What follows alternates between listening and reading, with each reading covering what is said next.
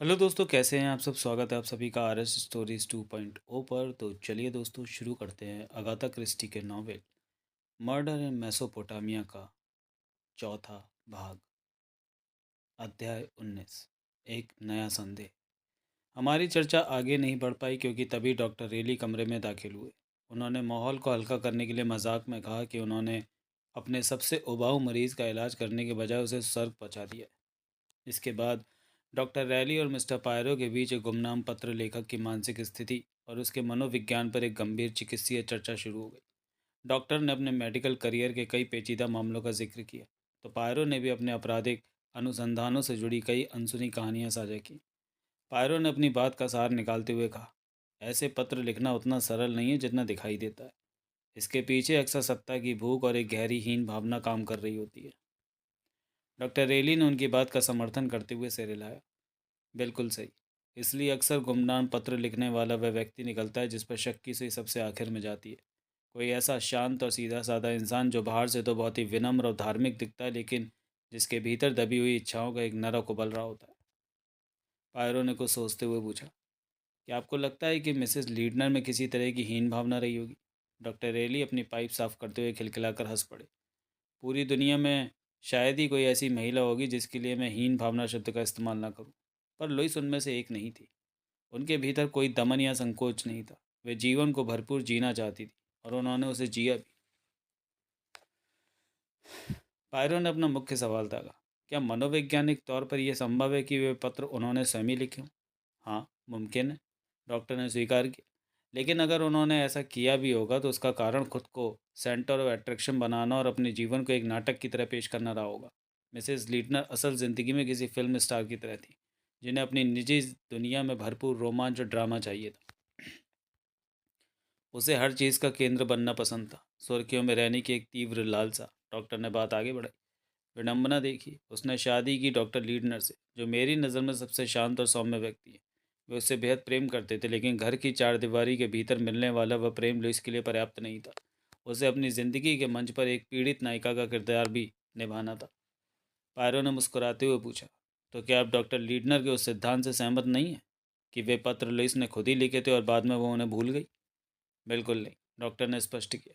मैंने डॉक्टर के सामने इस विचार को ठुकराया नहीं, क्योंकि आप उस व्यक्ति से ये नहीं कह सकते जिसने अभी अभी अपनी पत्नी को खोया है कि उसकी प्रियतमा एक अटेंशन सीकर थी और अपने नाटक के लिए उसे पागलपन की हद तक परेशान कर रही थी। सच तो यह है कि किसी भी पुरुष को उसकी पत्नी के बारे में कड़वा सच बताना खतरे से खाली नहीं होता। डॉक्टर ने थोड़ा रुककर एक दिलचस्प बात कही। मज़े की बात यह है कि मैं महिलाओं पर अधिक भरोसा करता हूँ कि वे अपने पतियों के बारे में सच स्वीकार कर लेंगी।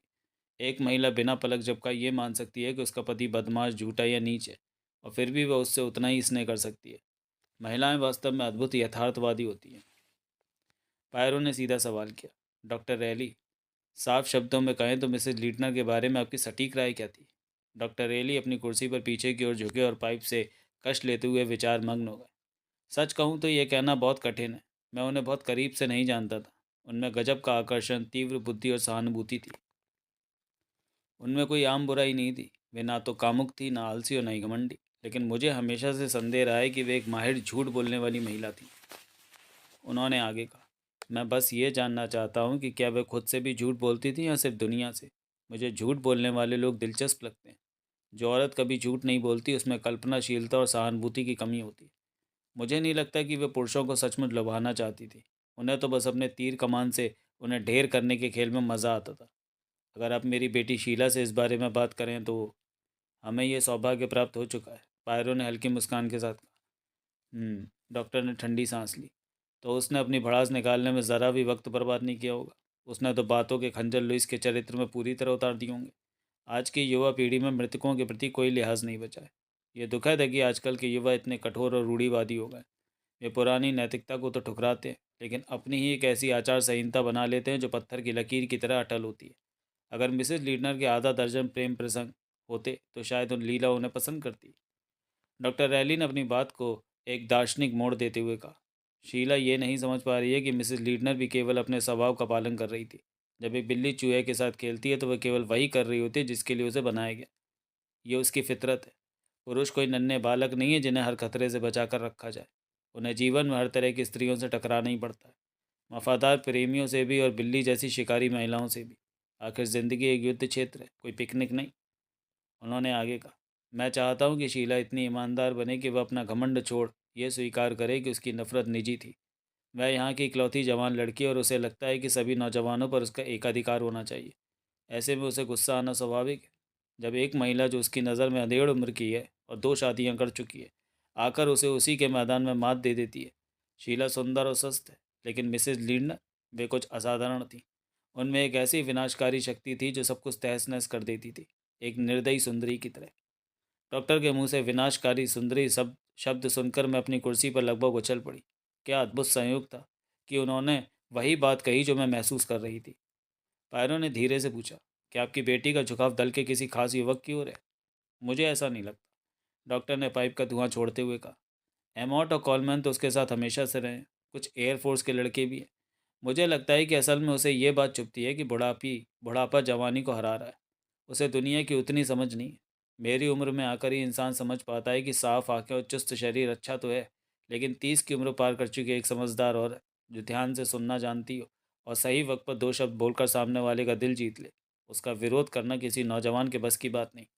शीला सुंदर है, इसमें कोई शक नहीं, लेकिन लुइस लीडनर, वे बेहद खूबसूरत थी। वे सुनहरा रंग, वे चमकती आंखें, हाँ, वे वास्तव में खूबसूरत महिला थी। डॉक्टर रैली के यहाँ भोजन के बाद जब मुझे वापस टेल यारम जहाँ ले जाया जा रहा था, तब रात के सन्नाटे में मेरे मन में कई बेचैन करने वाले विचार उठने लगे। शुरुआत में मैंने शीला रैली की कड़वी बातों को महज उसकी जलन और दुर्भावना मानकर खारिज कर दिया था, लेकिन अब उन बातों की गूंज मुझे असहज कर रही थी। मुझे अचानक वह दोपहर याद आई जब मिसेस लीडनर ने अकेले टहलने जाने की जिद की थी। उन्होंने मुझे साथ चलने से साफ मना कर दिया था। क्या वो वाकई मिस्टर कैरी से मिलने जा रही थी? मैंने गौर किया कि वे दोनों एक दूसरे से कितनी औपचारिकता से बात करते थे। जहाँ वह बाकी सबको उनके पहले नाम से पुकारती थी, वहीं रिचर्ड के लिए हमेशा मिस्टर कैरी का ही प्रयोग करती थी। उनकी नज़रों का वह टकराव, या यूं कहें कि नज़रों का बचना, रिचर्ड कभी उनकी ओर देखता तक नहीं था। क्या वो उनसे नफरत करता था, या फिर शीला की बात सही थी? क्या वह खुद को उनके आकर्षण से बचाने की कोशिश कर रहा था? मैंने झिझकते हुए अपने विचारों को झकझोरा। मैं भी क्या सोच रही हूँ, मैंने खुद को कोसा। एक लड़की के तीखे और जहरीले शब्दों ने मेरी सोच को कितना प्रभावित कर दिया था। यह वाकई खतरनाक है कि किसी की कही हुई बातें आपके दिमाग में कैसे घर कर लेती हैं। मिसेस लीडनर वैसी बिल्कुल नहीं थी जैसी शीला उन्हें बता रही थी। फिर भी यादें रुकने का नाम नहीं ले रही थी। मुझे याद आया कि मिसेस लीडनर को भी शीला पसंद नहीं थी। उस दिन दोपहर के भोजन के वक्त उन्होंने डेविड एमॉट के सामने शीला के बारे में काफ़ी चुभती हुई टिप्पणी की थी। और डेविड, उनका चेहरा हमेशा एक रहस्य बना रहता था। जब मिसेस लीडनर बोल रही थी तो वे उन्हें इतनी शांति से देख रहे थे कि कोई अंदाज़ा भी नहीं लगा सकता था कि उनके मन में क्या चल रहा है। डेविड एमॉट एक बहुत ही शांत, नेक और भरोसेमंद व्यक्ति थे। एक ऐसे इंसान जिन पर आंख मूंद कर विश्वास किया जा सके। उनके विपरीत बिल कॉलमैन तो बस एक नासमझ और मूर्ख युवक ही थे। इन्हीं उलझे हुए विचारों में डूबी हुई मैं कब अभियान गृह पहुंच गई, मुझे पता ही नहीं चला। रात के ठीक 9 बज रहे थे। चारों ओर सन्नाटा पसरा था और मुख्य द्वार पर बड़ा सा ताला लटका हुआ था। मेरे पहुंचते ही इब्राहिम अपनी बड़ी चाबी खड़काता हुआ दौड़ता हुआ आया और ताला खोलकर मुझे उस भारी और रहस्यमय इमारत के अंदर आने दिया। उस रात टेल यारिम जहाँ में हर कोई समय से पहले ही अपने कमरों में सिमट गया था। पूरे आंगन में एक अजीब सी खामोशी पसरी थी। बैठक और अन्य कमरों में अंधेरा था। बस ड्राइंग ऑफिस और डॉक्टर लीडनर के कार्यालय की खिड़कियों से रोशनी की धुंधली लकीरें बाहर आ रही थीं। ऐसा लग रहा था कि घर के सभी लोग आज के भारीपन से बचने के लिए नींद की शरण में जल्दी चले गए थे। जब मैं अपने कमरे की ओर बढ़ रही थी तो मेरी नज़र ड्राइंग ऑफिस के भीतर पड़ी। मिस्टर कैरी अपनी कमीज़ की आस्तीनें ऊपर चढ़ाए एक बड़े नक्शे या योजना पर काम कर रहे थे। उन्हें देखकर मेरा दिल भर आया। वे बहुत बीमार और थके हुए लग रहे थे, जैसे कोई अंदरूनी बोझ उन्हें खाया जा रहा हो। मिस्टर कैरी में कुछ तो ऐसा था जिसे जिसे नज़रअंदाज करना नामुमकिन था। वे बहुत कम बोलते थे और जो कहते थे वो भी बहुत साधारण होता था, लेकिन उनके व्यक्तित्व में एक ऐसा वजन था कि उनकी हर बात और हर हरकत दूसरों के मुकाबले कहीं ज़्यादा मायने रखती थी। वे सचमुच एक प्रभावशाली व्यक्तित्व के स्वामी थे। तभी उन्होंने अपना सिर घुमाया और मुझे देख लिया। अपने मुंह से पाइप निकालते हुए उन्होंने बेहद शांत स्वर में पूछा, तो नर्स, आप हंसनी से लौट आई? जी हाँ मिस्टर कैरी। आप काफ़ी देर रात तक काम कर रहे हैं, जबकि बाकी सब लोग तो सो चुके हैं। उन्होंने थकी हुई मुस्कान के साथ जवाब दिया, मुझे लगा कि काम पर लौट आना ही बेहतर है। मैं थोड़ा पीछे रह गया था। कल से हम खुदाई का काम फिर से शुरू कर रहे हैं, इसलिए मैं कल पूरे दिन वहीं रहूँगा। इतनी जल्दी? मैं अपनी हैरानी नहीं छिपा सकी। उन्होंने मेरी ओर एक अजीब गहरी नज़र से देखा। मुझे लगता है कि यही सबसे सही रास्ता है। मैंने लीडनर से भी यही कहा है। वे कल ज़्यादातर समय हंसनी में कानूनी औपचारिकताओं में व्यस्त रहेंगे, लेकिन हम बाकी लोग यहाँ अपना काम जारी रखेंगे। आप समझ सकती हैं नर्स, इस तरह खाली हाथ बैठे रहना और एक दूसरे के चेहरों को संदेह से घूरते रहना, ये आसान नहीं है। उनकी बात में एक गहरी कड़वाहट और सच्चाई थी। उस बेचैनी भरे माहौल में जहाँ हर कोई एक दूसरे पर शक कर रहा था, काम में डूबे रहना ही खुद को पागल होने से बचाने का इकलौता तरीका था। हाँ, आप सही कह रहे हैं, मैंने सहमति जताते हुए कहा।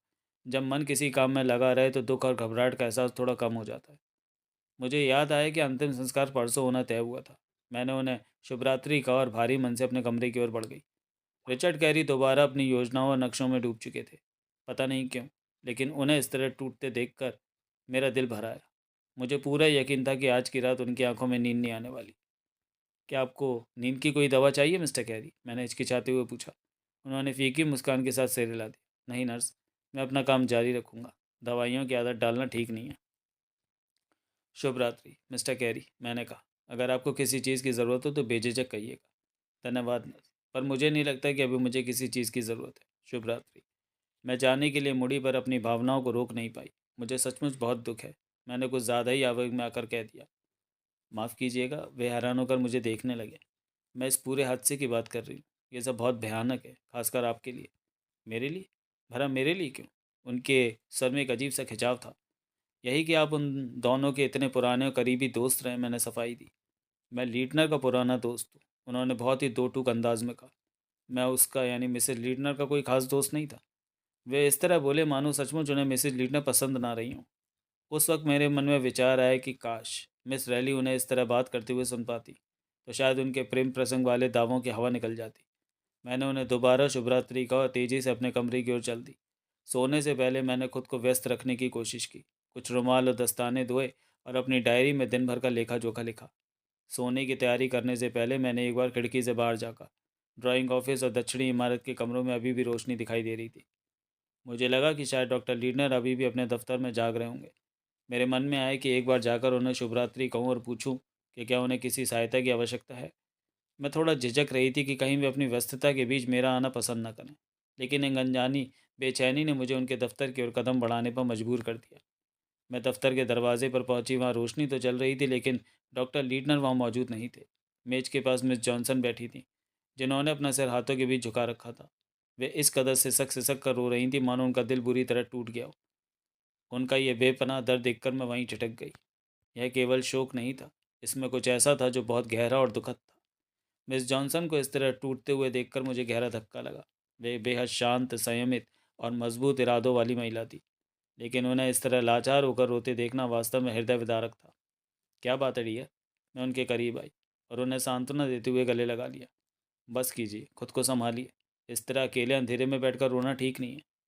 उन्होंने कोई उत्तर नहीं दिया, लेकिन उनके शरीर की कपकपी और भारी सिसकियों से मैं उनके भीतर के मानसिक सैलाब को महसूस कर सकती थी।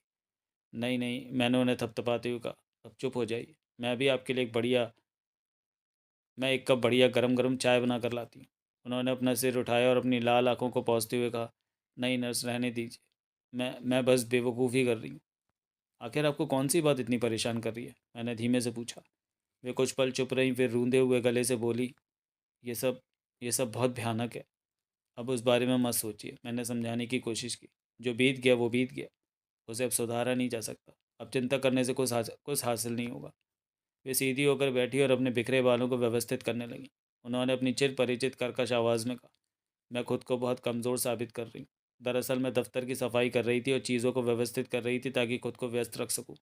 और फिर अचानक वैसा मेरे जहन में कौंध गया और मैं खुद पर काबू नहीं रख सकी। मैंने उनकी किसी बात को अनसुना करते हुए उन्हें बिस्तर पर लिटाया। गर्म पानी की बोतल थी और कड़क चाय का एक प्याला थमाया। नर्स होने के नाते मैं जानती थी कि सदमे से उभरने के लिए शरीर को गर्माहट और आराम की ज़रूरत होती है। जब वे चाय की चुस्कियाँ लेने लगी तो उन्होंने कृतज्ञता से कहा। धन्यवाद नर्स, आप बहुत दयालु और समझदार हैं। मैं आमतौर पर इस तरह आपा नहीं खोती। ऐसी स्थिति में किसी के साथ भी ऐसा हो सकता है। मैंने उन्हें ढांढस बंधाया। इतना तनाव, सदमा और हर तरफ पुलिस की मौजूदगी। सच कहूँ तो मैं खुद भी अंदर से काफ़ी घबराई हुई हूँ। मिस जॉनसन ने चाय का कप थामे हुए बहुत ही धीमी और रहस्यमयी आवाज़ में दोहराया। आपने सही कहा नर्स, जो हो गया सो हो गया। उसे अब बदला नहीं जा सकता। वे 1-2 मिनट तक शून्य में ताकती रहीं, फिर अचानक एक ऐसी बात कही जिसने मुझे चौंका दिया। पर सच तो यह है कि वह कभी भी एक अच्छी महिला नहीं थी। मैं चुप रही। मैंने इस बात पर बहस करना ज़रूरी नहीं समझा। मुझे हमेशा से पता था कि मिस जॉनसन और मिसेज लीडनर के बीच एक अनकहा तनाव था। इनके उनके व्यक्तित्व इतने अलग थे कि उनका आपस में न बन पाना बिल्कुल स्वाभाविक था। मेरे मन में यह विचार कौंधा कि शायद मिस जॉनसन को अपनी अंतरात्मा में इस बात का एहसास हो गया था कि मिसेज लीडनर की मृत्यु ने उनके लिए राहत का द्वार खोला है। शायद इसी अपराध बोध ने उन्हें शर्मिंदा कर दिया था और वे इस कदर टूट कर रो रही थी। मैंने उन्हें शांत करते हुए कहा, अब आप बस सो जाइए और किसी बात की फ़िक्र मत कीजिए। उनकी देखभाल करते हुए मैंने कमरे को थोड़ा व्यवस्थित करना शुरू किया। मैंने कुर्सी पर पड़े मोज़े उठाए और हैंगर पर उनका कोट और स्कर्ट टांगा। तभी मेरी नज़र फर्श पर पड़े कागज़ के एक छोटे से गोले पर पड़ी, जो शायद उनकी जेब से गिर गया होगा। मैंने उस कागज़ को बस ये देखने के लिए खोला कि कहीं वो ज़रूरी तो नहीं, लेकिन तभी मिस जॉनसन की आवाज़ ने सन्नाटे को चीर दिया। वो मुझे दो, वे लगभग चिल्लाई। मैं हक्की-बक्की रह गई। उनके सर में ऐसी सख्ती और घबराहट थी कि मैं चौंक उठी। इससे पहले कि मैं कुछ समझ पाती, उन्होंने वह कागज़ मेरे हाथ से झपट लिया, लगभग छीन ही लिया। फिर उन्होंने उस कागज़ को अपनी मेज़ पर रखी मोमबत्ती के लौ के ऊपर तब तक थामे रखा जब तक वो पूरी तरह जलकर राख नहीं हो गया। मैं जड़वत खड़ी उन्हें घूरती रही। उनके इस व्यवहार ने मुझे स्तब्ध कर दिया था। कागज़ इतनी तेज़ी से छीना और जलाया गया था कि मुझे उसे पढ़ने का मौका ही नहीं मिला। लेकिन एक अजीब बात हुई। जैसे जैसे वह कागज़ जलकर मुड़ने लगा, लौ की रोशनी में मुझे उस पर स्याही से लिखे कुछ शब्द दिखाई दिए। जब मैं वापस अपने कमरे में गई और बिस्तर पर लेटी तो वे धुंधले शब्द मेरे जहन में बार बार घूमने लगे। मुझे अचानक एहसास हुआ कि वे अक्षर मुझे इतने जाने पहचाने क्यों लग रहे थे। उस कागज़ की लिखावट उन खौफनाक गुमनाम पत्रों की लिखावट से हूबहू मेल खाती थी। मेरे रोंगटे खड़े हो गए। क्या यही वो कड़वा सच था जिसके बोझ तले मिस जॉनसन दबी जा रही थी? क्या मिसेज लीडना को डराने वाले वे गुमनाम पत्र किसी बाहरी दुश्मन ने नहीं बल्कि खुद मिस जॉनसन ने लिखे थे? अध्याय 20। मिस जॉनसन, मिसेस मकार्डो और मिस्टर राइटर। मुझे ये स्वीकार करने में तनिक भी संकोच नहीं है कि ये विचार मेरे लिए बिजली के झटके जैसा था। मैंने कभी स्वप्न में भी नहीं सोचा था कि मिस जॉनसन जैसी सुसंस्कृत महिला का उन पत्रों से कोई संबंध हो सकता है। यदि शक करना ही होता तो मैं मिसेस मर्काडो पर करती। मिस जॉनसन तो एक कर्तव्यनिष्ठ, संयमित और गहरी समझ रखने वाली स्त्री थी। किंतु जब मैंने मिस्टर पायरो और डॉक्टर रैली के बीच हुई शाम की मनोवैज्ञानिक चर्चा पर विचार किया तो कड़ियाँ जुड़ती हुई प्रतीत हुई। यदि वे पत्र वास्तव में मिस जॉनसन ने ही लिखे थे तो कई उलझी हुई बातें साफ हो जाती थी। हालांकि मुझे एक पल के लिए भी ये नहीं लगा कि वे हत्या में शामिल हो सकती हैं, पर यह पूरी तरह संभव था कि मिसेज लीडनर के प्रति उनकी तीव्र नापसंदगी ने उन्हें इस लालच में डाल दिया हो कि वे उन्हें डराकर वहां से भगा दें। शायद उनका उद्देश्य केवल लुइस लीडनर को इतना भयभीत करना था कि वे इस खुदाई अभियान को छोड़कर हमेशा के लिए चली जाएं।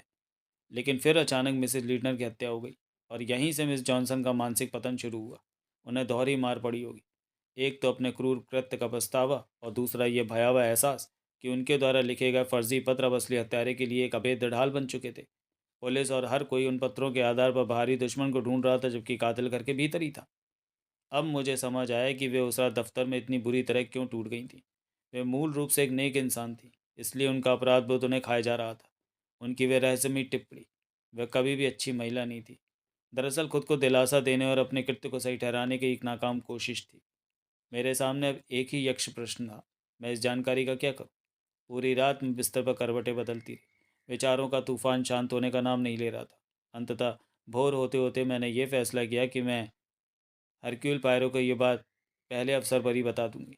न्याय के लिए आवश्यकता था। अगले दिन पायरो अभियान गृह आए, लेकिन सुबह के व्यस्त माहौल और लोगों की मौजूदगी के कारण मुझे उनसे एकांत में बात करने का मौका नहीं मिल सका। हमें एकांत में बात करने का बस 1 मिनट मिला। इससे पहले कि मैं अपनी बात शुरू कर पाती, पायरो ने फुसफुसाते हुए मुझे निर्देश दिए।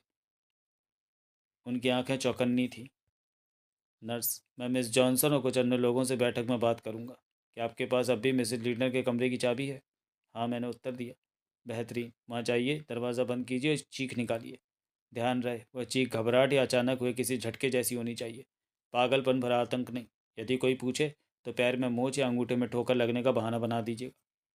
इतने में मिस जॉनसन वहाँ आ गई और पायरो ने उनके साथ बैठक कक्ष की ओर चले गए। मैं निर्देशानुसार मिसेज लीटन के कमरे में गई। खाली कमरे में अकेले खड़े होकर चिल्लाना मुझे बहुत मूर्खतापूर्ण लग रहा था। मैंने गले को साफ किया और एक दो बार ओ और आ करके देखा कि आवाज़ बैठक तक पहुँच रही है या नहीं।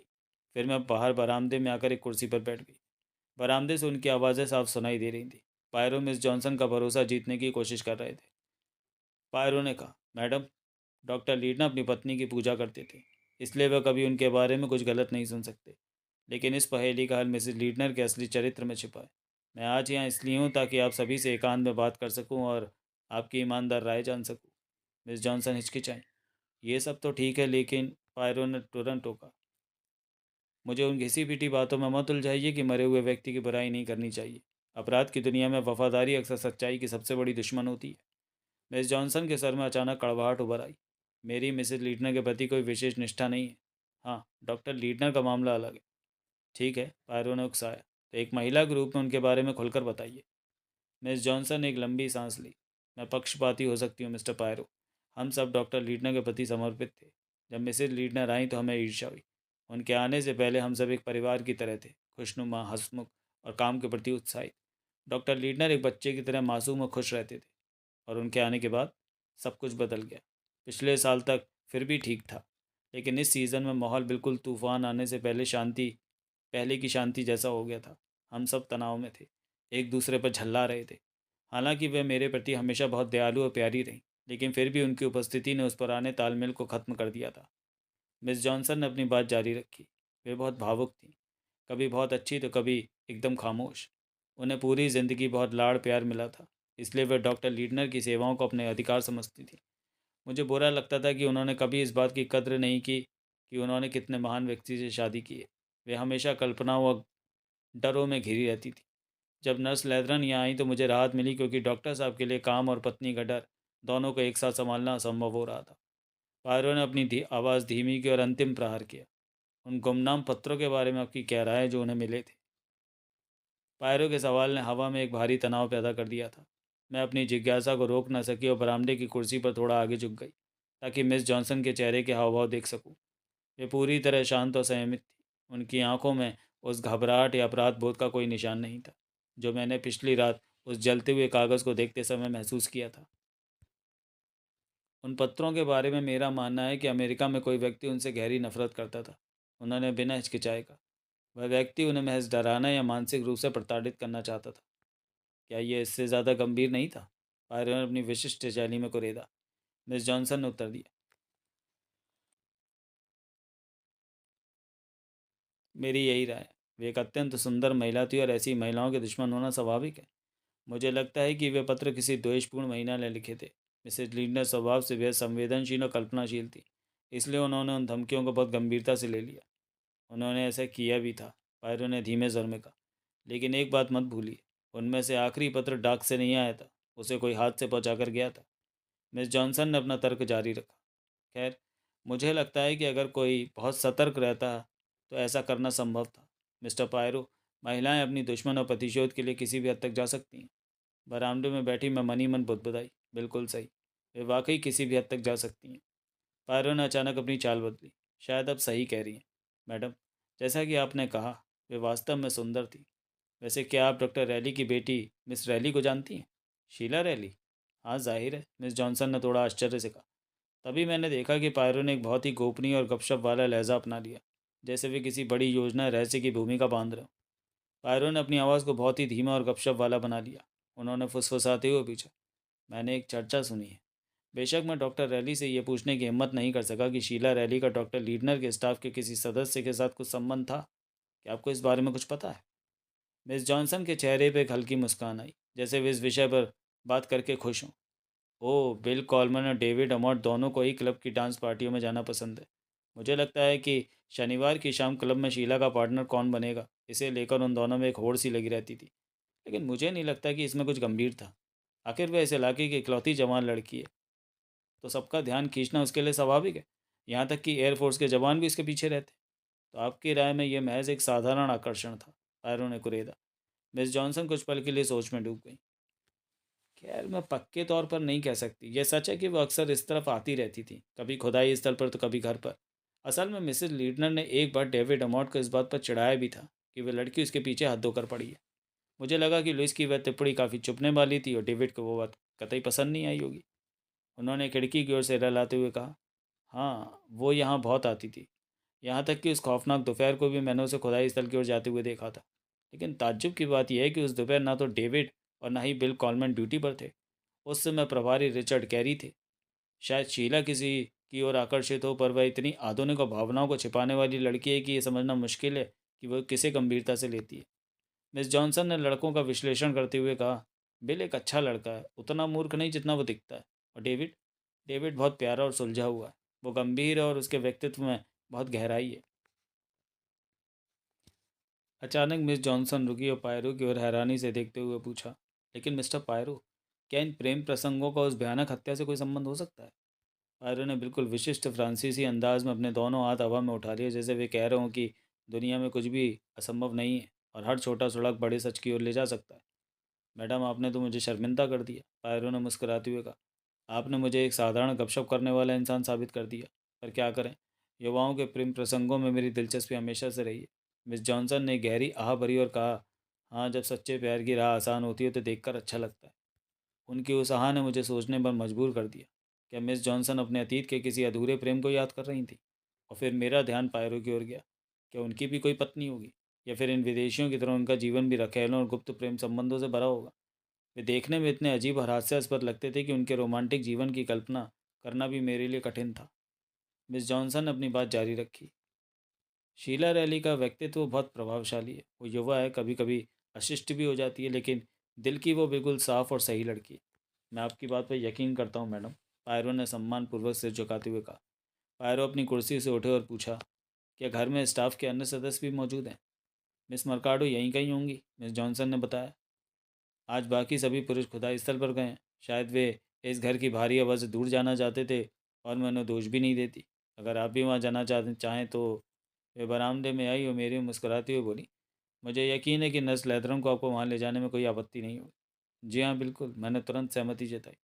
पायरों ने दोपहर के भोजन का निमंत्रण स्वीकार किया और मिस जॉनसन वापस बैठक में चली गई, जहाँ वे पुरानी वस्तुओं की सूची बनाने के अपने काम में जुट गई।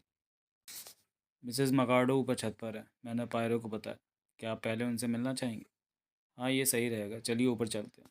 जैसे ही हम सीढ़ियाँ चढ़ने लगे, मैंने फुसफुसाते हुए पूछा, मिस्टर पायरो, मैंने कमरे में जाकर ठीक वैसे ही किया जैसा आपने कहा था। क्या आपने मेरी चीख सुनी? बिल्कुल भी नहीं, पायरो ने शांति से जवाब दिया। मैंने राहत की सांस लेते हुए कहा, कम से कम इससे मिस जॉनसन के मन का बोझ तो हल्का हो जाएगा। वे इस बात को लेकर बहुत चिंतित थी कि शायद उन्होंने उस दिन चीख सुनी थी और उन्हें उस वक्त कुछ करना चाहिए था। मिस मकार्डो छत की मुंडेर पर बैठी हुई थी। उनका सिर झुका हुआ था और वे किसी ऐसी गहरी चिंता में डूबी थी कि उन्हें हमारे कदमों की आहट तक सुनाई नहीं थी। जब पायरो उनके बिल्कुल करीब पहुंच गए तो उन्हें सुप्रभात कहा। तब जाकर वे हड़बड़ाकर होश में आई। आज सुबह वे काफ़ी बीमार और थकी हुई लग रही थी। उनका छोटा सा चेहरा मुरझा गया था। झुर्रियाँ साफ झलक रही थी और आंखों के नीचे गहरे काले घेरे उनके मानसिक तनाव की गवाही दे रहे थे। मैं फिर आ गया, पायरो ने अपनी विशिष्ट विनम्रता के साथ कहा। आज मैं एक विशेष उद्देश्य से आया। इसके बाद पायरो ने वही भूमिका दोहराई जो उन्होंने मिस जॉनसन के सामने रखी थी, कि केस को सुलझाने के लिए मिसेस लीडनर के व्यक्तित्व की एक सही और ईमानदार तस्वीर मिलना उनके लिए कितना ज़रूरी है। मगर मिसेस जॉनसन जैसे साफ़गोई और ईमानदार नहीं थी। उन्होंने लुइस लीडनर की प्रशंसा के ऐसे पुल बांधने शुरू कर दिए जो मुझे पूरी तरह बनावटी लगे। मुझे यकीन था कि उनके शब्द उनकी असली नफ़रत को छिपाने की एक नाकाम कोशिश थे। अरे वाह लुइस, उन्होंने बनावटी उत्साह के साथ कहा। उन्हें शब्दों में बयां करना नामुमकिन है। वे एक अद्भुत शख्सियत थी, सबसे जुदा। नर्स, आपने भी ये महसूस किया होगा, है ना? बेशक, वे थोड़ी घबराई हुई रहती थी और कल्पनाओं में खोई रहती थी, लेकिन उनमें एक ऐसा आकर्षण था जिसे कोई नज़रअंदाज नहीं कर सकता था। वे हम सबके लिए कितनी प्यारी थी। उन्होंने अपनी बात जारी रखी। और कितनी विनम्र थी। उन्हें पुरातत्व के बारे में कुछ भी नहीं पता था, फिर भी वे सीखने के लिए हमेशा तत्पर रहती थी। वे अक्सर मेरे पति से रासायनिक प्रक्रियाओं के बारे में पूछती थी और मिस जॉनसन की मदद करती थी। सच कहूँ तो हम सब उनसे बहुत प्यार करते थे। पारुल ने उनकी आंखों में झांकते हुए बहुत ही शांत स्वर में पूछा, तो फिर मैडम, मैंने जो सुना है क्या वो सच नहीं है? मुझे बताया गया है कि यहाँ के वातावरण में एक भारी तनाव था और हर कोई एक दूसरे से असहज महसूस कर रहा था। ये सुनते ही मिसेस मर्काडो की अपारदर्शी काली आंखें आश्चर्य से फैल गईं। उनके चेहरे पर एक ऐसा भाव आया जैसे वे इस सच को झुठलाने के लिए कोई नया बहाना खोज रही हों। अरे, आपको ये सब किसने बताया? मिसेस मर्काडो ने झल्लाते हुए पूछा। नर्स ने, या डॉक्टर लीडनर ने? मुझे पूरा यकीन है कि उन बेचारे डॉक्टर साहब को तो कभी कुछ पता ही नहीं चलेगा कि उनके पीछे क्या हो रहा था। इतना कहते हुए उन्होंने मेरी और ऐसी नफरत भरी नज़रों से देखा कि मेरा खून खौल उठा। पायरो ने अपनी विशिष्ट और शांत मुस्कान बिखेरी। मैडम, मेरे अपने जासूस हैं, उन्होंने बड़ी प्रसन्नता से घोषणा की। उस पल मैंने देखा कि पायरो की आंखें एक अजीब सी चमक के साथ झपक रही थीं। मिसेस मर्काडो ने अपनी आवाज़ में बनावटी मिठास भरते हुए कहा, मिस्टर पायरो, क्या आपको नहीं लगता कि ऐसी किसी त्रासदी के बाद लोग उन बातों का दिखावा करने लगते हैं जो कभी हुई ही नहीं थी? मेरा मतलब है, ये कहना कि माहौल भारी था या कुछ होने वाला था, ये सब बाद में गढ़ी हुई मनगढ़ंत कहानियाँ होती हैं। मैडम, आपकी इस बात में बहुत गहरा अर्थ छिपा है, पायरो ने रहस्यमय ढंग से कहा। और वो सब झूठ था। हम यहाँ एक बेहद खुशहाल परिवार की तरह रहते थे, उन्होंने जोर देकर कहा। जब मैं और मिस्टर पायरो घर से निकलकर खुदाई स्थल की ओर बढ़ रहे थे तो मुझसे रहा नहीं गया। वो औरत दुनिया की सबसे बड़ी झूठी है, मैंने गुस्से में कहा। मुझे यकीन है कि वो मिसेस लीडनर से बेपनाह नफरत करती थी, फिर भी कैसे उनका गुणगान कर रही थी। निश्चित रूप से वो ऐसी महिला नहीं है जिसके पास कोई सत्य की तलाश में जाएगा। पायरो ने मेरी बात से सहमति जताई। उससे बात करना वक्त की बर्बादी के सिवा कुछ नहीं है, मैंने चिढ़कर कहा। नहीं नर्स, बिल्कुल नहीं। जब कोई अपने होठों से झूठ बोलता है तो अक्सर उसकी आंखें सच उगल रही होती हैं। मिसेस मर्काडो, आखिर वह किस बात से इतनी खौफजदा है? मैंने उसकी आंखों में साफ तौर पर डर देखा। हाँ, वो डरी हुई है, और यही बात सबसे ज़्यादा दिलचस्प है। पायरो की इस बात ने मुझे उस राज की याद दिला दी जो मैंने पिछली रात देखा था। मैंने रुककर उनकी ओर देखा और दृढ़ता से कहा, मिस्टर पायरो, मुझे आपको एक बहुत ज़रूरी बात बतानी है। मैंने पायरो की पिछली रात हुई इस पूरी घटना का विवरण दिया।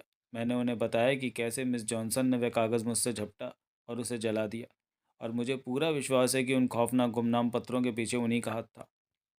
तो वह भी एक नंबर की झूठी निकली, मैंने आवेश में कहा। आज सुबह जिस आत्मविश्वास के साथ वह आपके सवालों के जवाब दे रही थी, वो वाकई हैरान करने वाला था। पायरो ने विचार मग्न होकर कहा, हाँ, ये बहुत दिलचस्प था। आज की बातचीत में उसने अनजाने में ये जाहिर कर दिया कि उसे उन पत्रों की विषय वस्तु के बारे में पहले से पता था। अब तक स्टाफ के सामने आधिकारिक तौर पर उन पत्रों का जिक्र नहीं हुआ था। यह संभव है कि कल डॉक्टर लीडनर ने उसे इस बारे में बताया हो, लेकिन अगर उन्होंने ऐसा नहीं किया तो ये बात वाकई संदेह पैदा करती है ना। पायरों की सूझबूझ देखकर मेरा उनके प्रति सम्मान और बढ़ गया। उन्होंने कितनी चतुराई से बातों बातों में मिस जॉनसन को उस मोड़ पर ला खड़ा किया था जहाँ वे अनजाने में अपना राज खोल बैठी। मैंने उत्सुकता से पूछा, क्या अब आप उनसे इस बारे में सीधे बात करने वाले हैं? मिस्टर पायरो इस सुझाव पर थोड़े हैरान दिखे। नहीं, बिल्कुल नहीं। समय से पहले अपने ज्ञान का प्रदर्शन करना हमेशा नासमझी होती है। मैं अंतिम क्षण तक अपने पत्ते छिपा कर रखता हूँ। उन्होंने नाटकीय अंदाज में अपने माथे पर हाथ रखा और कहा, सही समय आने पर मैं एक पैंथर यानी तेंदुए की तरह छलांग लगाता हूँ और फिर, हे भगवान, खलबली मच जाती है। भले ही स्थिति गंभीर थी, पर नन्हे से मिस्टर पायरो को एक शिकारी पैंथर की भूमिका में कल्पित करके मैं मनी मन हंसे बिना नहीं रह सकी। उनका आत्मविश्वास जितना प्रशंसनीय था, उनका अंदाज उतना ही हास्यास्पद। बातों बातों में हम खुदाई स्थल के मुख्य हिस्से तक पहुंच चुके थे। धूल और धूप के बीच सबसे पहली हमारी नज़र कार्ल राइटर पर पड़ी। वह अपनी पूरी एकाग्रता के साथ कुछ पुरानी मिट्टी की दीवारों की तस्वीरें लेने में व्यस्त था। पुरातत्व की खुदाई मेरे लिए हमेशा एक पहेली रही है। मेरी नज़र में ये लोग बिना किसी तुक के जहाँ जा चाहते थे कुल्हाड़ियाँ मारकर दीवारें गिरा देते थे। हालांकि मिस्टर कैरी ने मुझे बड़े धैर्य से समझाया था कि कुल्हाड़ी की चोट से मिट्टी की ईंटों और साधारण मिट्टी के बीच का अंतर महसूस किया जा सकता है। लेकिन सच कहूँ तो मुझे तो हर तरफ बस कीचड़ और धूली नजर आती थी। मिस्टर राइटर ने अपनी तस्वीरें लेने का काम पूरा किया और कैमरा और प्लेटें अपने सहायक लड़के को सौंप दी। पायरो ने उनसे तकनीकी बारीकियों, एक्सपोजर और फिल्म पैक के बारे में कुछ सवाल पूछे। कार्ल राइटर अपने काम के बारे में बात करते समय काफ़ी सहज और खुश दिख रहे थे। जैसे ही कार्ल वहाँ से जाने के लिए मुड़े, पायरो ने अपना वही तयशुदा भाषण शुरू कर दिया। हालांकि यह हर बार थोड़ा अलग होता था। मिस जॉनसन जैसी समझदार महिला के साथ वे सीधे मुद्दे पर आए थे, लेकिन कार्ल जैसे युवक के साथ वे थोड़े घुमा फिराकर बात कर रहे थे। सार वही था, मिसेस लीटनर के चरित्र का विश्लेषण। जी हाँ, मैं समझ रहा हूँ कि आप क्या ढूंढ रहे हैं, कार्ल राइटर ने थोड़ा अकड़ते हुए कहा। उनके बोलने में एक हल्का सा विदेशीपन था, जो उनके अमेरिकी लहजे के साथ मिलकर एक अजीब प्रभाव पैदा कर रहा था। लेकिन मुझे नहीं लगता कि मैं आपकी कोई खास मदद कर पाऊँगा। मैं इस सीज़न में नया हूँ और मिसेस लीडनर से मेरी बहुत कम बातचीत हुई, मुझे खेद है। पायरो ने मुस्कुराते हुए सीधा प्रहार किया। कम से कम आप मुझे इतना तो बता ही सकते हैं कि आप उन्हें पसंद करते थे या नापसंद। यह सुनते ही कार्ल राइटर का चेहरा टमाटर की तरह लाल हो गया। वे अचानक हकलाने लगे। वे एक आकर्षक व्यक्तित्व थीं, बेहद प्रभावशाली और बुद्धिमान भी। उनका दिमाग बहुत तेज चलता था। जी हाँ, बिल्कुल। पायरो ने उनकी बेचैनी को ताड़ लिया और एक और तीर छोड़ा। अच्छा, तो इसका मतलब है कि आप उन्हें पसंद करते थे, और क्या वे भी आपको पसंद करती थी? ये सुनते ही काल का चेहरा और भी गहरा लाल हो गया, जैसे वे अपनी भावनाओं को छिपाने की नाकाम कोशिश कर रहे हों। वो मुझे नहीं पता उन्होंने कभी मुझ पर ध्यान भी दिया या नहीं, कार्ल ने हकलाते हुए कहा। सच तो यह है कि मैं उनके मामले में हमेशा बदकिस्मत ही रहा। मैंने जब भी उनके लिए कुछ करने की कोशिश की, मुझसे कोई ना कोई गलती हो गई। मुझे डर है कि मेरे अनाड़ीपन ने उन्हें नाराज़ कर दिया होगा। मेरा इरादा गलत नहीं था, मैं तो उनके लिए कुछ भी कर सकता था। पायरो को काल की इस लड़खड़ाती और दयनीय हालत पर दया आ गई। उन्होंने बात संभालते हुए कहा, बिल्कुल ठीक, मैं समझ सकता हूँ। चलिए, अब दूसरे विषय पर चलते हैं। क्या घर का माहौल खुशनुमा था? जी, कार ने चौंक कर पूछा। क्या आप सब साथ में खुश थे? क्या आप लोग हंसते बोलते थे? कार्ल कुछ पल के लिए रुका, जैसे अपने भीतर किसी द्वंद्व से जूझ रहा हो। फिर उसने धीमी आवाज़ में कहा, नहीं, बिल्कुल वैसा नहीं था। माहौल में एक तरह की अकड़न और खिंचाव रहता था। वो थोड़ा और खुला और बोला, देखिए, मैं लोगों के बीच सहज नहीं रह पाता। मैं अनाड़ी हूँ, बहुत शर्मिला भी। डॉक्टर लीड ने मेरे प्रति हमेशा दयालु रहे, लेकिन मैं अपनी झिझक को दूर नहीं कर पाता। मैं हमेशा गलत समय पर गलत बात कह देता हूँ। कभी पानी का जग गिरा देता हूँ तो कभी कुछ और। मैं बस बदकिस्मत हूँ। उस समय वह सचमुच एक बड़े भौंदू और मासूम बच्चे जैसा लग रहा था। हम सभी अपनी युवावस्था में ऐसी गलतियाँ करते हैं। पायरो ने पिता तुल्य मुस्कान के साथ कहा। शालीनता और शिष्टाचार तो अनुभव के साथ समय आने पर अपने आप आ जाते हैं। विदाई के कुछ औपचारिक शब्द कहकर हम आगे बढ़ गए। पायरो ने मेरी ओर मुड़कर कहा, मेरी नर्स, वो युवक या तो वास्तव में बेहद सीधा साधा और भोला है, या फिर वह एक बहुत ही मजा हुआ और प्रतिभाशाली अभिनेता है। मैंने कोई उत्तर नहीं दिया। मेरा मन एक बार फिर उसी भयावह विचार में उलझ गया कि क्या इस शांत और सभ्य दिखने वाले समूह में से कोई एक व्यक्ति वास्तव में एक क्रूर और बेरहम हत्यारा हो सकता है। धूप से खिली हुई इस खूबसूरत और सुनहरी सुबह में, जहाँ चारों ओर शांति थी, ये कल्पना करना असंभव सा लग रहा था कि कोई इतनी नफरत और हिंसा अपने भीतर छिपा सकता है। अध्याय 21। मिस्टर मर्काडो और रिचर्ड कैरी। ऐसा लगता है कि वे दो अलग अलग हिस्सों में काम कर रहे हैं, पायरो ने अपनी चाल धीमी करते हुए कहा। हमने देखा कि कार्ल राइटर मुख्य खुदाई के बाहरी छोर पर फोटोग्राफी में व्यस्त थे। उनसे कुछ दूरी पर मजदूरों का एक दूसरा समूह मिट्टी से भरी टोकरियां लेकर निरंतर आ जा रहा था। मैंने स्पष्ट किया, इसे ही गहरी खुदाई कहा जाता है। वहाँ मिट्टी के टूटे फूटे बर्तनों के टुकड़ों के सिवा कुछ खास नहीं मिलता। लेकिन डॉक्टर लीडनर इसे बहुत महत्वपूर्ण मानते हैं, और अगर वे ऐसा कहते हैं तो निश्चित ही इसमें कुछ दिलचस्प होगा। चलो वहीं चलते हैं, पायरो ने कहा। दोपहर की धूप अब अपनी पूरी तीव्रता पर थी, इसलिए हम धीरे धीरे उस दिशा में बढ़ने लगे। उस हिस्से की कमान मिस्टर मर्काडो के हाथ में थी। हमने उन्हें नीचे फोरमैन के साथ चर्चा करते देखा। वह फोरमैन किसी बूढ़े कछुए जैसा लग रहा था, जिसने अपने लंबे सूती गाउन के ऊपर एक पुराना ट्वीट कोट पहन रखा था। वहाँ नीचे उतरना किसी चुनौती से कम नहीं था। मिट्टी में बना रास्ता बेहद सकरा था, और टोकरी लेकर दौड़ते लड़के लगातार ऊपर नीचे आ जा रहे थे। वे लड़के काम की धुन में किसी अंधे चमगादड़ की तरह भाग रहे थे, और रास्ते से हटने का उनका कोई इरादा नहीं लग रहा था। जब मैं पायरों के पीछे पीछे सावधानी से नीचे उतर रही थी, तभी वे अचानक रुके और अपने कंधे के ऊपर से पीछे मुड़कर फुसफुसाए, नर्स, क्या मिस्टर मर्काडो दाएं हाथ से लिखते हैं या बाएं हाथ से? ये एक बिल्कुल अप्रत्याशित और असाधारण प्रश्न था। मैं एक पल के लिए रुकी, अपनी याददाश्त पर जोर दिया और फिर दृढ़ता से जवाब दिया, वे दाएं हाथ से ही लिखते हैं। पायरो ने इस सवाल का कारण समझाने की जहमत नहीं उठाई। वे बस आगे बढ़ते रहे और मैं खामोशी से उनके पीछे चलती रही। जैसे ही हम नीचे पहुंचे, मिस्टर मर्काडो ने हमें देखा। ऐसा लगा जैसे हमें वहां पाकर उन्हें प्रसन्नता हुई। उनके उदास और थके हुए चेहरे पर अचानक एक चमक आ गई। मिस्टर पायरो ने पुरातत्व में गहरी दिलचस्पी दिखाने का ऐसा नाटक किया कि मिस्टर मर्काडो तुरंत उनके जाल में फंस गए। वे उत्साहपूर्वक समझाने लगे कि वे अब तक ज़मीन के नीचे 12 अलग अलग स्तरों तक प्राचीन घरों की खोज कर चुके हैं। हम अब निश्चित रूप से चौथी सहस्त्राब्दी में प्रवेश कर चुके हैं, मर्काडो ने गर्व से कहा। सहस्त्राब्दी? मुझे तो हमेशा से लगता था कि यह शब्द भविष्य के लिए, वह स्वर्णिम समय जब दुनिया की सारी मुश्किलें खत्म हो जाएंगी। लेकिन यहाँ तो इसका मतलब हजारों साल पुराना मुर्दा इतिहास था। मिस्टर मर्काडो ने ज़मीन पर राख की पट्टियों की ओर इशारा किया। मैंने गौर किया कि उनका हाथ बुरी तरह कांप रहा था। मुझे संदेह हुआ कि कहीं उन्हें मलेरिया तो नहीं हो गया। वे मिट्टी के बर्तनों के बदलते स्वरूप और उन प्राचीन कब्रों के बारे में बता रहे थे, जहाँ नन्हे शिशुओं के शव एक विशेष स्थिति में दफन थे। उन मासूमों के अवशेषों की बात करते हुए उनके सर में एक अजीब सा उत्साह था। तभी अचानक, जैसे ही वे कोने में कुछ बर्तनों के पास पड़ी एक चकमक पत्थर की छुरी उठाने के लिए नीचे झुके, वे एक जोरदार चीख के साथ हवा में उछल पड़े। उनका शरीर इस तरह झटके से मुड़ा कि मैं और पायरो ने हैरानी से घूरने लगे। वे पागलों की तरह अपने बाएं हाथ को सहलाने लगे। मुझे किसी चीज़ ने काटा, जैसे कोई गर्म सुई शरीर में धंस गई हो, वे चिल्लाए। पायरो तुरंत हरकत में आए। जल्दी कीजिए दोस्त, हमें देखने दीजिए। नर्स लैथरन, कृपया यहाँ आइए। मैंने आगे बढ़कर मिस्टर मर्काडो की बाह थामी और कुशलता से उनकी खाकी कमीज की आस्तीन को कंधे तक ऊपर चढ़ा दिया। वहाँ देखिए, मर्काडो ने इशारा किया। उनके कंधे से लगभग 3 इंच नीचे एक छोटा सा छेद था जिससे ताज़ा खून रिस रहा था। अजीब बात है, पारो ने घाव का निरीक्षण करते हुए कहा। उन्होंने कमीज की मुड़ी हुई आस्तीन के भीतर झांक कर देखा।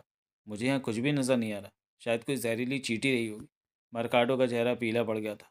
मैंने स्थिति संभालते हुए कहा, जो भी हो, इस पर थोड़ा आयोडीन लगा लेना ही बेहतर होगा। ऐसी जगहों पर संक्रमण का खतरा रहता है।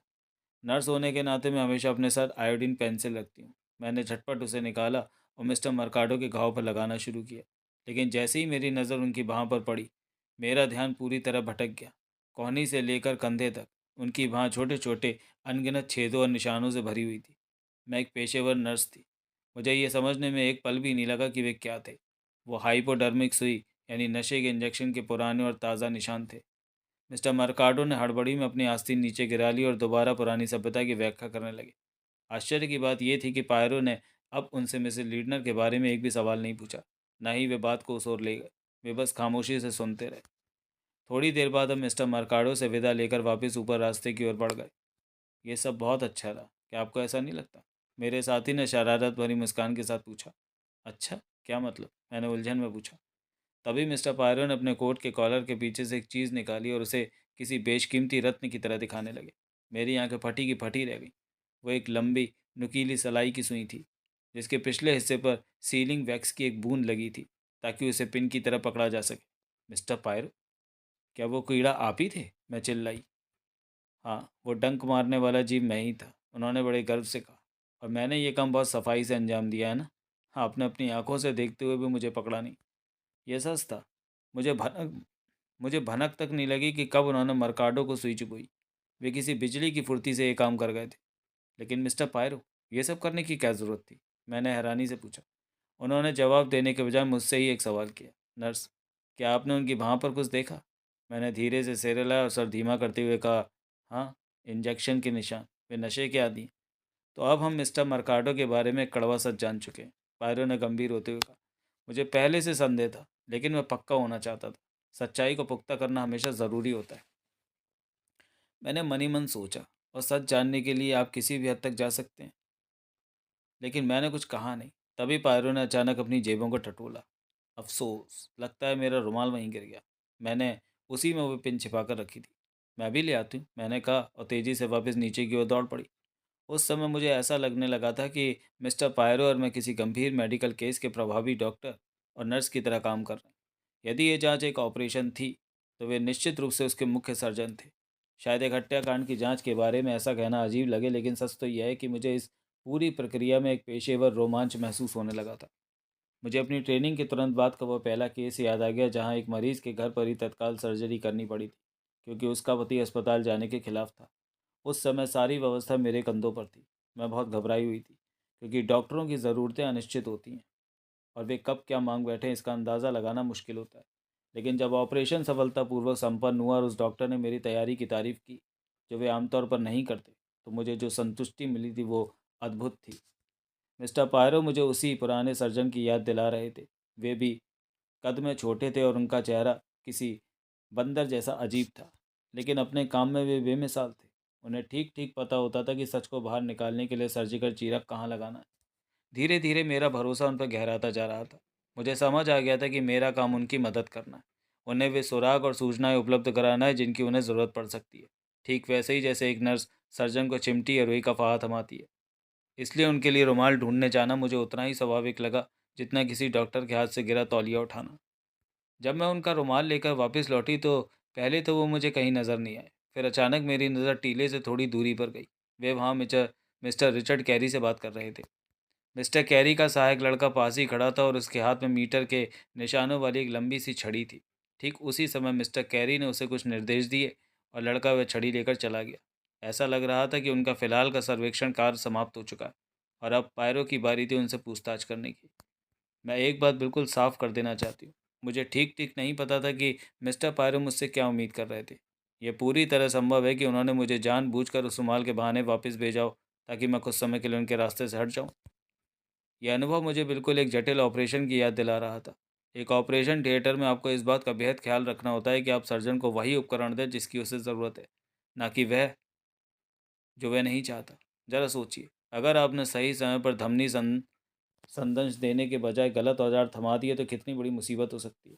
शुक्र है कि मुझे मेडिकल फील्ड का लंबा अनुभव था, लेकिन जासूसी के इस नए पेशे में मैं बिल्कुल नौसिखिया थी। इसलिए मैं कोई भी ऐसी छोटी गलती नहीं करना चाहती थी जो पायरो की सर्जरी बिगाड़ दे। बेशक मुझे ये नहीं लगा कि पायरो मेरी उपस्थिति से परेशान थे, लेकिन शायद वे चाहते थे कि मिस्टर कैरी बिना किसी संकोच के अपनी बात रख सके। अब मैं नहीं चाहती कि कोई मुझे उन औरतों में शुमार करे जो दूसरों की निजी बातें कान लगाकर सुनती है। मैं वैसी बिल्कुल नहीं। चाहे मेरा मन कितना भी क्यों ना करे, मैं कभी मर्यादा नहीं लांघती। लेकिन यहाँ स्थिति अलग थी। मैंने इसे एक विशेष अधिकार प्राप्त स्थिति माना।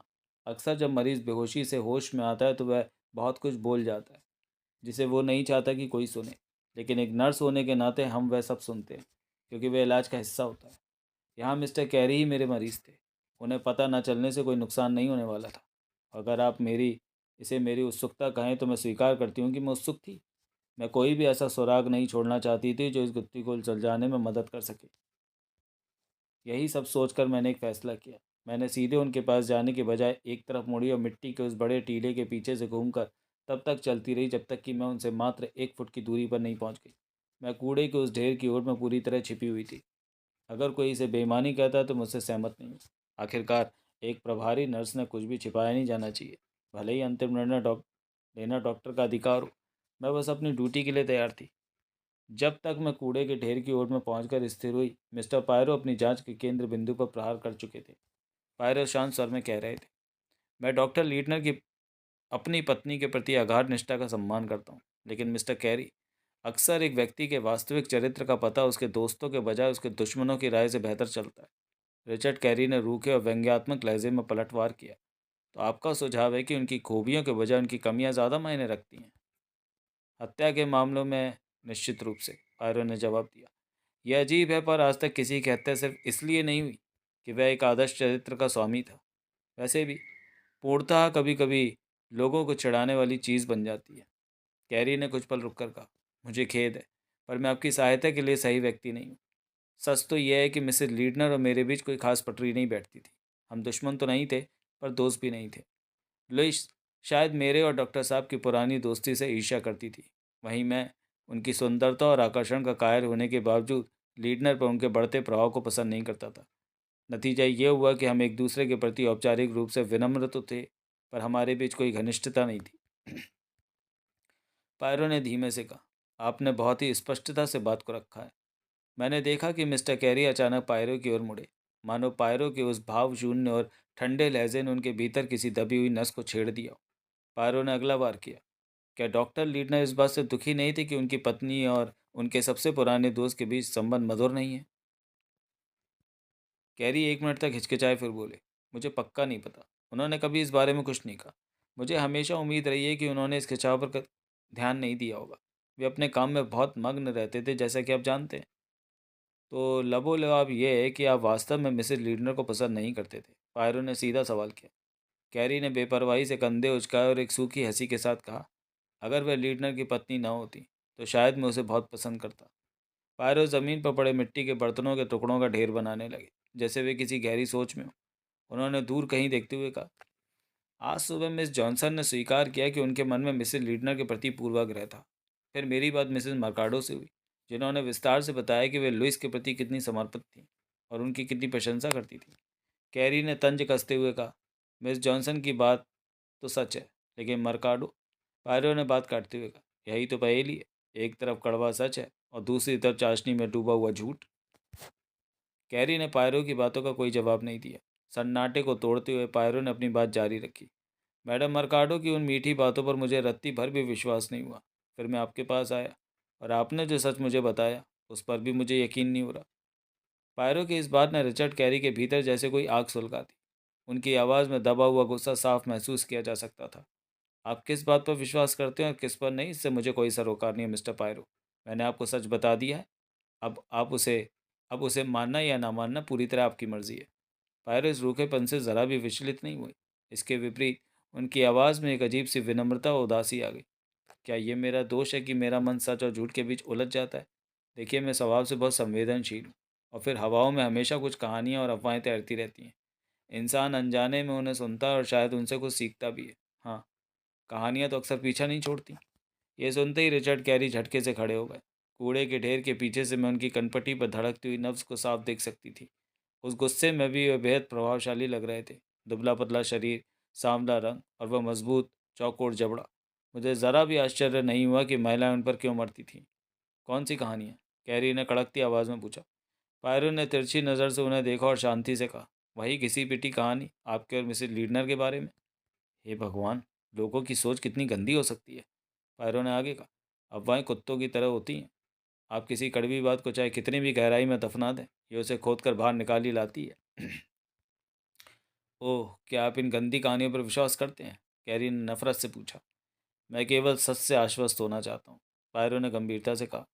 कैरी ने एक अशिष्ट हंसी के साथ कहा, मुझे तो संदेह है कि अगर सच आपके सामने खड़ा भी हो तो अभी आप उसे पहचान पाएंगे।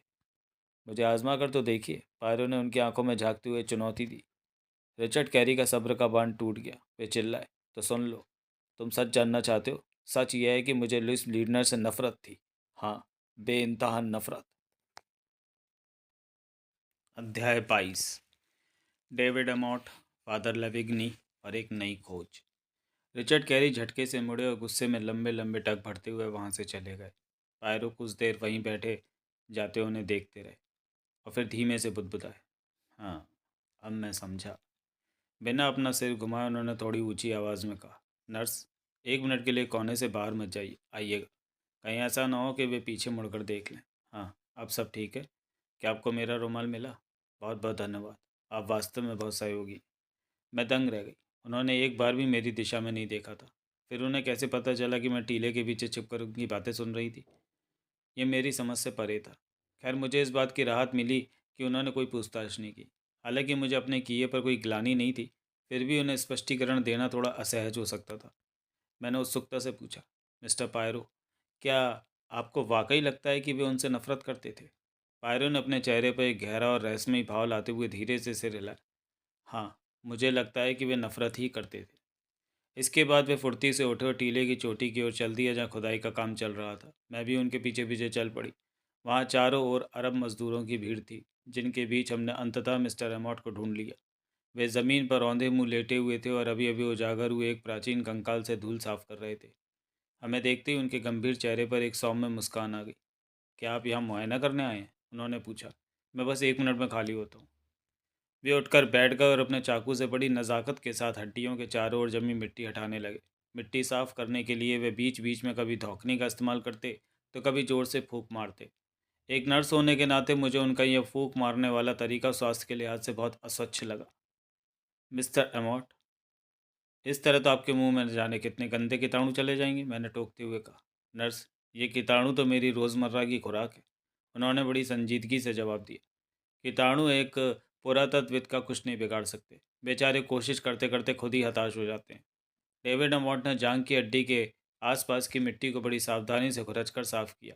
फिर उन्होंने अपने पास खड़े फोरमैन को कुछ निर्देश किए कि आगे की खुदाई कैसे करनी है। लीजिए, हो गया, वे उठते हुए बोले।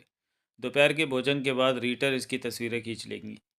इस महिला के शव के साथ काफ़ी कीमती सामान मिला है। उन्होंने हमें जंग लगा हुआ तांबे का एक छोटा कटोरा, कुछ प्राचीन पिने और सोने नीले रंग के अवशेष दिखाए जो हजारों साल पहले कभी मोतियों का हार रहे होंगे। उन्होंने इन सभी वस्तुओं और हड्डियों को चाकू से इतनी सफाई से सजाया था कि वो फोटोग्राफी के लिए बिल्कुल तैयार लग रही थी।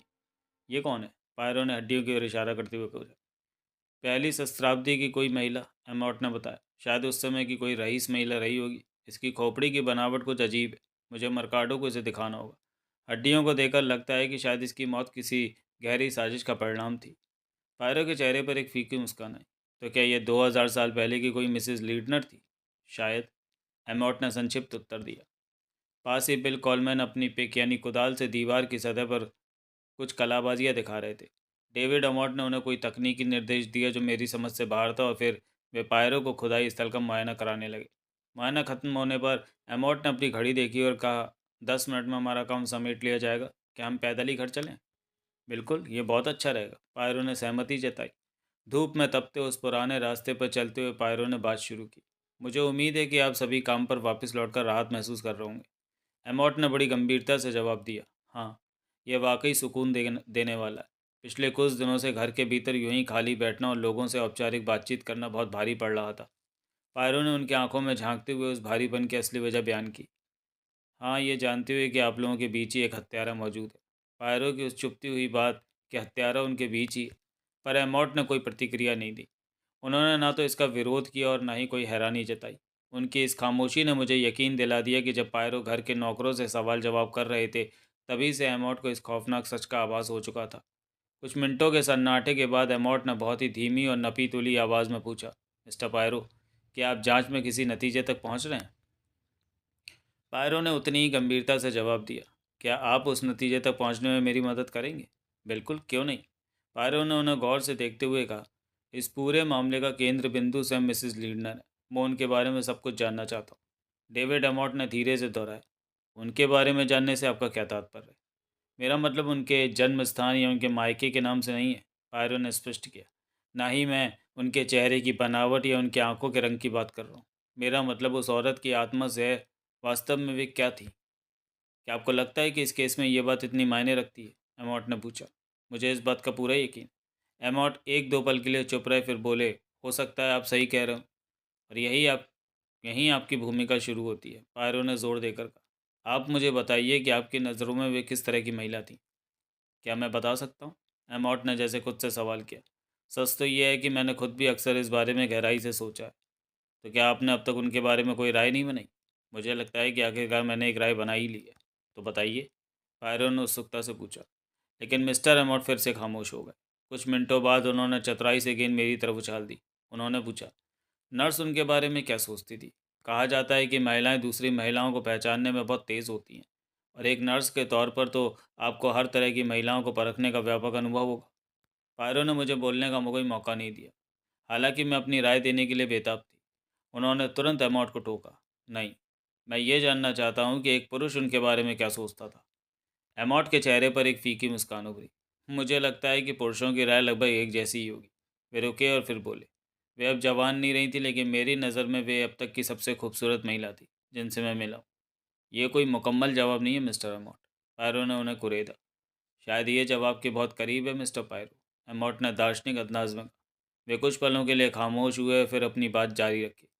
बचपन में मैंने एक परी कथा पढ़ी थी, उत्तर के देशों की एक कहानी जिसमें स्नो क्वीन यानी हिम रानी और छोटे बालक के का जिक्र था। मुझे लगता है कि मिसेस लीटनर भी कुछ वैसी ही थी। वे हमेशा छोटे के जैसे लोगों को अपने मोहपाश में बांधकर दूर ले जाना चाहती थी। अरे हाँ, हैंस एंडरसन की वो कहानी, पायरो ने याद करते हुए कहा, जिसमें वो छोटी बच्ची गेरडा भी थी, है ना? शायद, मुझे उसके बारे में ज़्यादा याद नहीं है। पायरो ने जोर देकर पूछा, क्या आप इस व्याख्या को थोड़ा और विस्तार दे सकते हैं? डेविड अमॉट ने धीरे से सिर हिलाया। मुझे खुद नहीं पता कि मैं उनका सही वर्णन कर पा रहा हूँ या नहीं। उन्हें समझना आसान नहीं था। एक दिन वे कोई बेहद घटिया हरकत करती तो अगले दिन कोई महान काम। लेकिन आप सही कह रहे हैं कि वही इस मामले का केंद्र बिंदु है। वे हमेशा यही चाहती थी, हर चीज़ के केंद्र में रहना। उन्हें लोगों को मानसिक रूप से परेशान करने में आनंद आता था।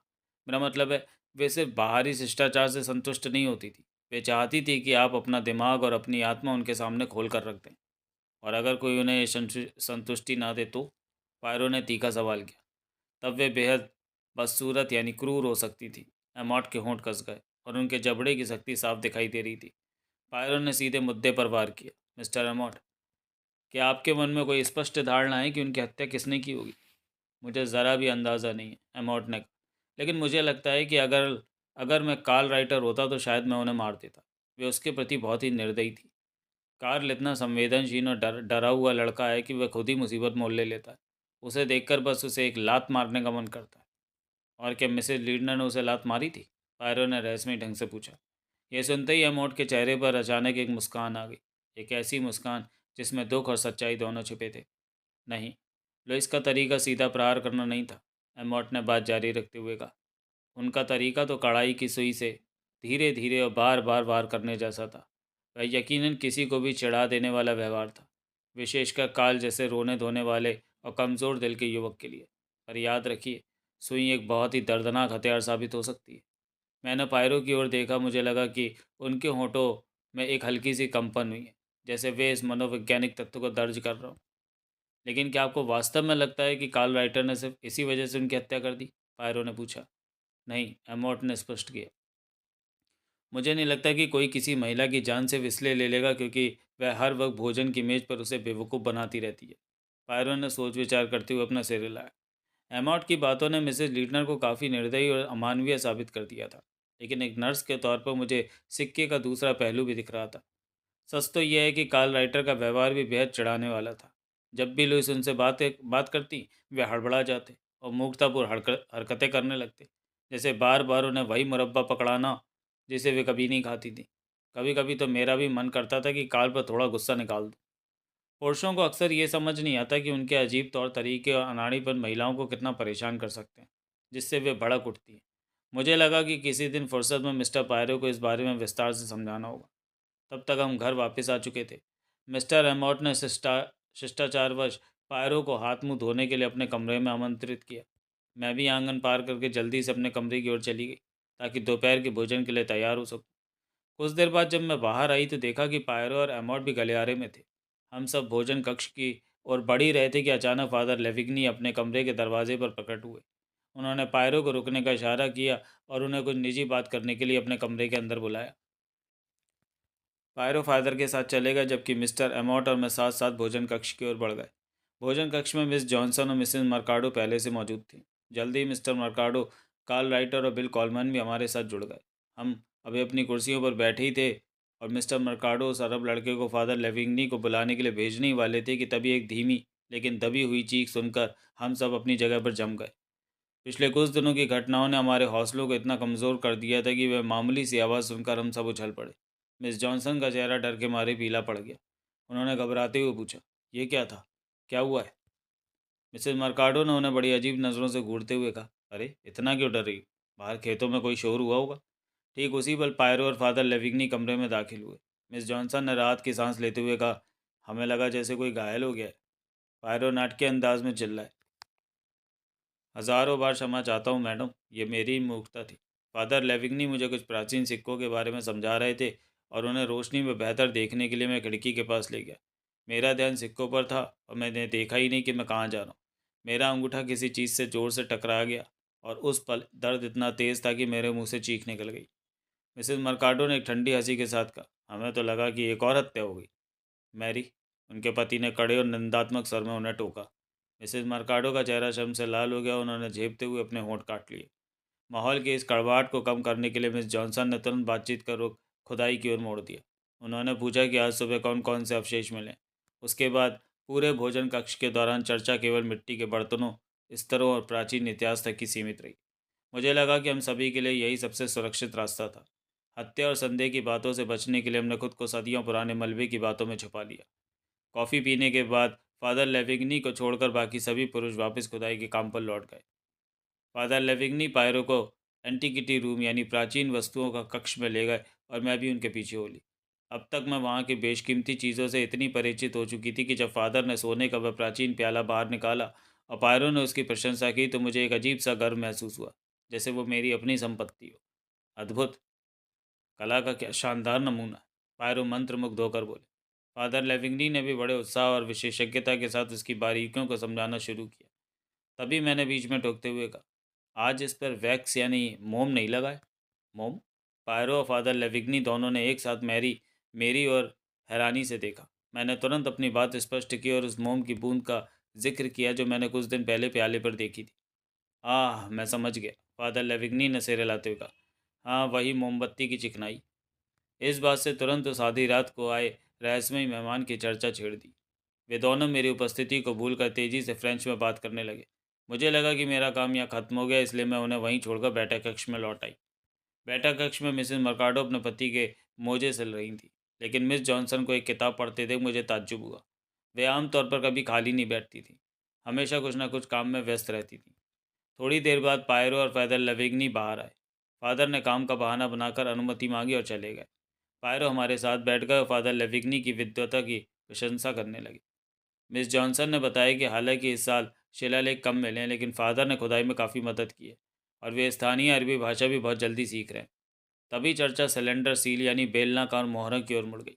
मिस जॉनसन अलमारी से एक शीट ले आईं जिस पर प्लास्टिकिन यानी मिट्टी जैसा लचीला पदार्थ का उपयोग करके उन मोहरों के निशान उकेरे गए थे।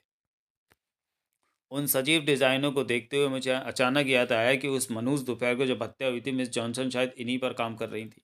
मैंने गौर किया कि बात करते करते पायरो अपनी उंगलियों के बीच प्लास्टिक की एक छोटी सी गेंद को लगातार घुमा रहे थे और उसे मसल रहे थे। क्या आप लोग बहुत ज़्यादा प्लास्टिक का इस्तेमाल करते हैं? पायरो ने अचानक पूछा। हाँ, काफ़ी मात्रा में, मिस जॉनसन ने उत्तर दिया। हैरानी की बात यह है कि इस साल हमारी आधी आपूर्ति पहले ही खत्म हो चुकी है, जबकि मुझे समझ नहीं आ रहा है कि उसका इतना इस्तेमाल कहाँ हुआ। ये प्लास्टिक कहाँ रखा जाता है मैडम? पायरो की आंखों में एक चमक थी। यहीं इस अलमारी में, मिस जॉनसन ने इशारा किया। जैसे ही मिस जॉनसन ने तस्वीरों वाली शीट वापस रखी, उन्होंने पायरो को वह शेल्फ दिखाई जहाँ प्लास्टिक के रोल यानी डूरोफिक्स यानी गोंद, फोटोग्राफिक पेस्ट और अन्य स्टेशनरी का सामान रखा था। पायरो नीचे झुके और अलमारी के सबसे पिछले हिस्से की ओर हाथ बढ़ाया। और ये क्या है मैडम? पायरो ने पूछा। जब उन्होंने अपना हाथ बाहर निकाला तो उनके हाथ में एक अजीब सी मुड़ी तुड़ी चीज़ थी। उन्होंने उसे सावधानी से सीधा किया और जैसे ही वह पूरी तरह खुला, हम सबके मुंह से चीख निकल गई। वो एक मुखौटा था। उस पर आंखें और मुंह भारतीय स्याही से बड़े भद्दे ढंग से रंगे गए थे और पूरी चीज़ को प्लास्टिक की परतों से बेतरतीब ढंग से लपेटा गया था। हे ईश्वर! मिस जॉनसन चिल्लाई। ये यहाँ कैसे आया? मैंने इसे पहले कभी नहीं देखा। ये यहाँ कैसे पहुँचा ये तो साफ है, पायरो ने गंभीर स्वर में कहा। एक छिपने की जगह दूसरी जैसी ही होती है और शायद इस अलमारी की सफाई सीज़न के अंत तक नहीं होती। लेकिन ये क्या है, इसे पहचानना मुश्किल नहीं है। हमारे सामने वही चेहरा है जिसका वर्णन मिसेस लीडर ने किया था। खिड़की के बाहर धुंध में तैरता हुआ और डरावना बिना शरीर वाला चेहरा। मिसेस मर्काडो के मुंह से एक दबी हुई चीख निकली। मिस जॉनसन का चेहरा डर के मारे सफ़ेद पड़ गया था। उन्होंने कांपती आवाज़ में कहा, तो तो वह कोई वहम नहीं था। यह एक सोची समझी चाल थी, एक बेहद घिनौनी चाल। पर ऐसा क्रूर मजाक कर कौन सकता है? मिसेस मर्काडो भदावास होकर चिल्लाई। हाँ, कौन हो सकता है वो? मिस्टर पायरो, क्या आपको लगता है कि सब कुछ यहीं छिपा है? क्या वह खून से लथपथ हथियार भी यहीं कहीं होगा? ओहो, मुझे तो डर लग रहा है। मैं बहुत डरी हुई हूँ। मिस जॉनसन ने सख्ती से उन्हें कंधे से पकड़ा और डांटते हुए कहा, चुप रहो। देखो डॉक्टर लीडनर आ गए। हमें उन्हें और परेशान नहीं करना चाहिए। ठीक उसी समय आंगन में कार के रुकने की आवाज़ आई। डॉक्टर लीडनर गाड़ी से उतरे और सीधे बैठक कक्ष में दाखिल हुए। उनका चेहरा बुरी तरह थका हुआ था और वे महज 3 दिनों में अपनी उम्र से दुगने बूढ़े नजर आ रहे थे।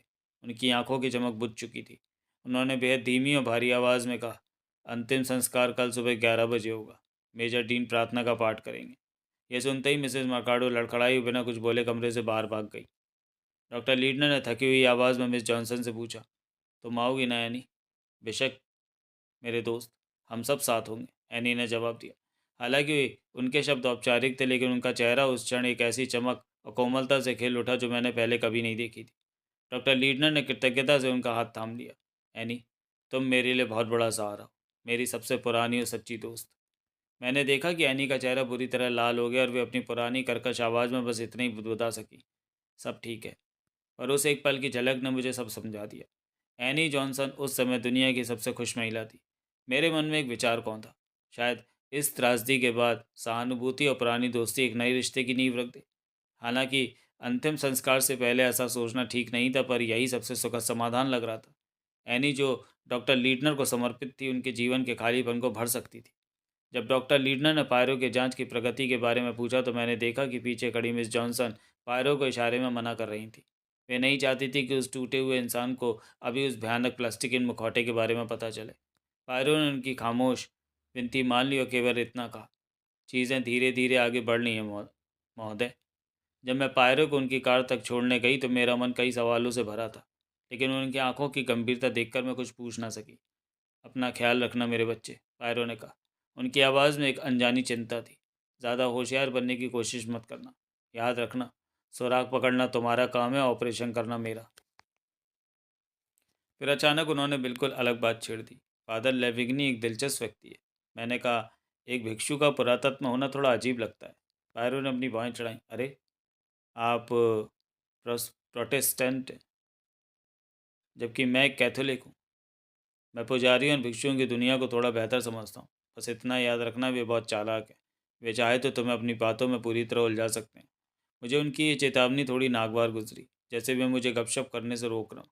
मैंने भी जाते जाते उन्हें टोक दिया, मिस्टर पायरो, वो शब्द स्टब्ड या टो है, स्टैब्ड या स्टैब्ड नहीं। हाँ, धन्यवाद नर्स, मैं याद रखूँगा, उन्होंने बड़ी विनम्रता से कहा और कार स्टार्ट कर दी।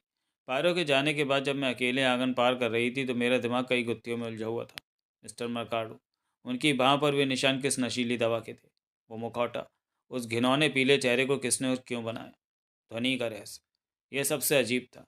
दोपहर को भोजन कक्ष में हम सब ने पायरों की हल्की सी चीख सुन ली, लेकिन उस दिन बैठक कक्ष में किसी ने मेरी जोरदार चीख क्यों नहीं सुनी, जबकि दूरी तो लगभग बराबर ही थी। इन सब उलझनों के बीच एक छोटी सी खुशी भी थी। कम से कम मैंने मिस्टर पायरो को एक अंग्रेजी मुहावरा तो सही सिखा दिया था। भले ही वे दुनिया के सबसे महान जासूस क्यों ना हो, उन्हें इस बात का एहसास तो होना ही चाहिए था कि वे अभी भी सब कुछ नहीं जानते। आखिर एक अनुभवी नर्स की पैनी नज़रों ने जो बारीकियां पकड़ी थी, चाहे वह भाषा की शुद्धता हो या घर की दीवारों के पीछे छिपी ध्वनियों का रहस्य, वे पायरों की बुद्धिमानी से कहीं अधिक व्यवहारिक थी।